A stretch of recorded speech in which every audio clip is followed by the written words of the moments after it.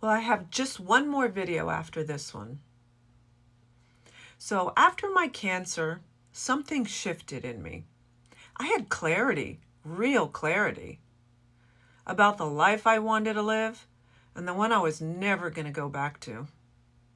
I was on a mission now, not just to survive, but to live big. Big with authenticity, big with joy, big with peace. Most importantly, free from fear. I made a promise to myself. I would only give my energy to what I was truly passionate about. Everything else, I was just going to let go. Outside of weightlifting, for me, that meant real estate and politics. Real estate, well, that's always been real life monopoly to me. From when I bought my first property, and I've owned investment properties for many years now. And politics, well, I used to think it was about creating change. But after running for Texas House of Representatives and U.S. Congress, I realized it's often about protecting the status quo. I still pay attention, a lot, but will likely never run again. I will use my voice in other forums where I can always speak the truth. But politics, that's a story for another book. So I made a plan, sell the business, get real therapy, and take an epic trip and start my new life on purpose. By August 2019, I sold my business. I was very fortunate. I sold it 6 months before COVID. I started EMDR therapy, and man, did that change my life. I'll never forget what happened the morning after my first session. I was walking downtown to the gym, just like always, but halfway there, I stopped. Something felt different. I wasn't scanning for danger. I wasn't tense. I wasn't bracing myself for something bad to happen. For the first time in over 20 years, I felt calm. No hypervigilance, no fear, just stillness. And I'll admit, I cried right there on the street in downtown Austin, Texas, because it was finally over. The terror.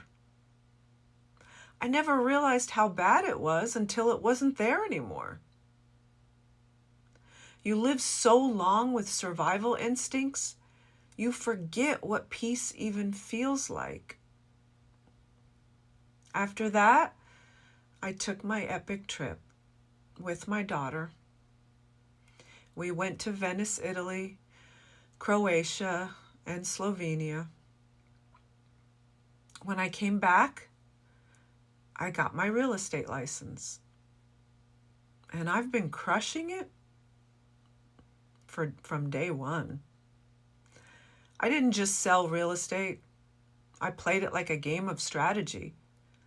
I used what I had, equity, timing, and knowledge, and I turned it into leverage. I bought smart, pulled out more than what I put in, and I built wealth while most people were still waiting for the right time. Because I knew no one was coming to save me, so I saved myself. One property, one deal at a time. I did over 10 million in sales my first year, and it's increased every year since in what would call slower markets. I've been a top performer in my area, in the state, and in the country year after year. So, how did I get here? Well, first, I took my mental health seriously.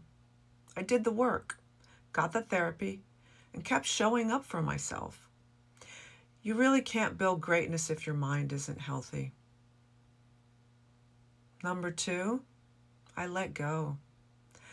I released everything that didn't serve me.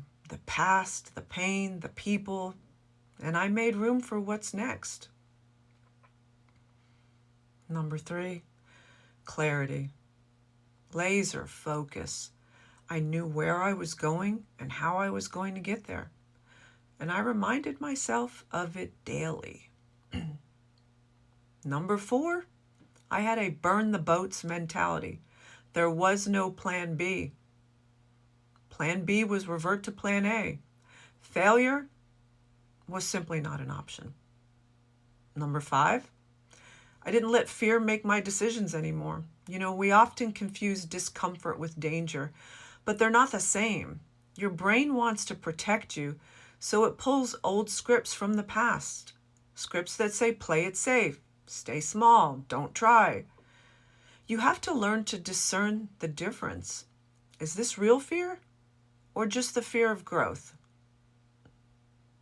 Number 6, keep your knowledge base next level.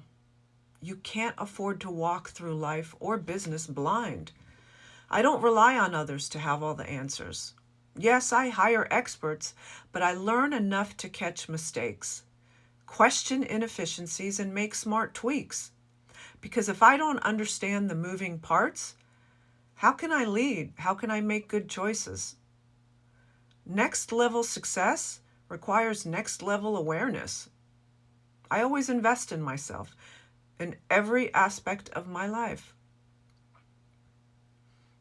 And lastly, hard work, really hard work. Not busy work, not clocking in and coasting. I mean, no excuses, no backup plans, no I'll try, only I will. But here's the part I think most people miss. It's not about momentum only. It's about inertia. Everyone talks about momentum like it magically shows up when you start working, but that's not how it works. Momentum is what carries you. Inertia is what you have to overcome first. And that is where most people quit. It takes massive effort to overcome that initial resistance, what physics calls static friction. To move something that hasn't budged in a long time, emotionally, physically, financially. But once you push through that first resistance, that is when momentum kicks in. And that's when you become unstoppable. So there's one more piece to this story, the most important one, the part where I look back and tell you what it all meant to me.